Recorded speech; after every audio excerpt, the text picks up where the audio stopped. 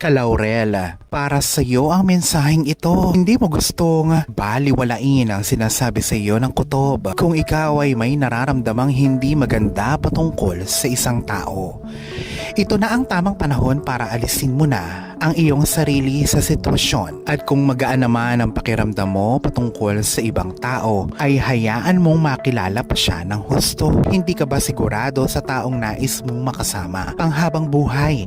Para diyan, alamin mo na kung kasama ka sa mga zodiac signs na ito na kailangan ng makinig sa kanilang intuition para makita ang kanilang soulmate. Alalahanin na ang video na ito ay para lamang sa mga may bukas na isip at lubos na paniniwala sa mga ganitong paksa at gawain. Kung ang video na ito ay hindi nagre-resonate sa iyo, ay mas mabuting skip mo na lamang ang video na ito.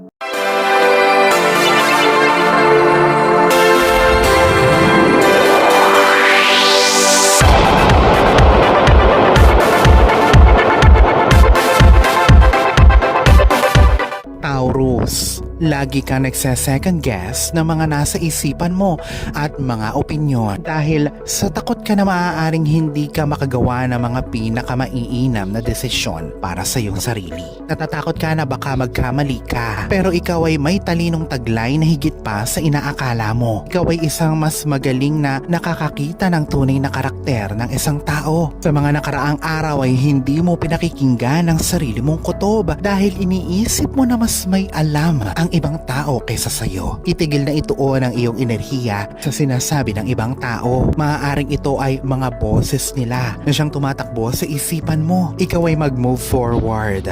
Kailangan mong magtiwala sa iyong sarili. Kailangan mong bigyan ng atensyon ng kung anong sinasabi ng iyong intuition dahil ikaw ang mas may alam sa mga sitwasyon. Akala mo lamang ay hindi. Virgo, isa kang logical sign kaya lagi mong gustong gawin ang mga bagay na may sense para sa'yo. Ngunit pagdating sa pag-ibig ay hindi ka gaanong ka-logical at ka-analytical. Minsan ay kailangan mong makinig sa iyong puso at sa iyong kutob kaysa sa iyong common sense. Kailangan mong tumigil sumandal sa iyong logic pagdating sa ganitong usapin, Virgo. Dahil ang pinaka-perpektong tao para sa iyo ay hindi makikita ng iyong lohikal at analytical na pag-iisip sa iyong gagawin. Imbes na isipin mo kung ano ang sasabihin ng iba, ay mas pakinggan ang sinasabi ng iyong isip. Syempre, hindi naman ibig sabihin ay i-abandona ang iyong logic. Hindi ay pag-isipan na maigi ang iyong mga desisyon ng maigi. Maaari mong pagsabayin ang iyong isipan at puso, Virgo. Sa pagkakataong ito, Sagittarius, ikaw ay mabuti sa lahat ng nakikilala mo dahil ikaw ay may gininto ang puso. Gayon pa man,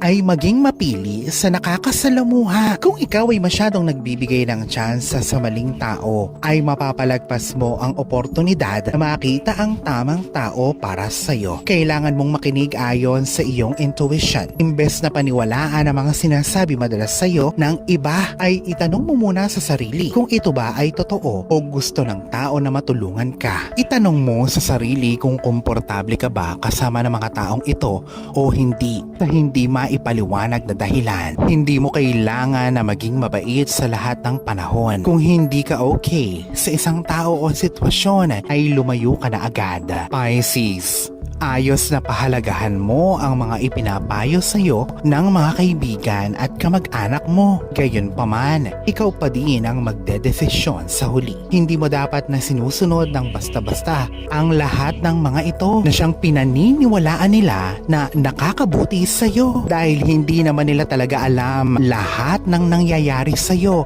at wala naman sila sa mismong sitwasyon mo. Hindi nila talaga alam ang kung anong mas makabubuti para sa'yo, kundi ikaw lamang ang nakakaalam nito. Kailangan mong tigilan ang masyadong pakikinig sa mga sinasabi ng ibang tao at makinig ka lamang ngayon sa iyong sariling intuition. Makinig sa iyong mga kutob patungkol sa mga taong pumapasok sa buhay mo. Umalis kung hindi ka komportable at kung sila naman ay nakakaramdam na sila ay malapit sa iyo, ay pag-aralan na muna ito ng maigi.